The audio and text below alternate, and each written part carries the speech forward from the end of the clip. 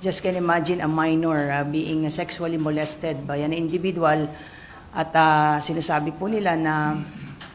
as early as 12 or 13 years old, they were allegedly sexually molested by Apollo Kibuloy po at and they are being threatened na kapag sila ay i-break nila yung code of secrecy at sabihin nila kanino man yung kanilang naranasan sa kamay po ni Apollo Kibuloy ay i-hunt sila ng angels of death. So just can imagine a minor being threatened of death. Hindi lang sila, pati yung mga pamilya nila ang sinasabi doon sa mga bata. And if I may share na talagang, ewan ko kung paano ko ba sasabihin ito na sinasabi na pagkatapos gamitin di umano ni Pastor Kibuloy itong mga bata, ang sinasabi sa kanila ay they are still pure, intact pa rin yung kanilang pagkababae dahil ang nakipagtalik sa kanila ay Espiritu ng Diyos.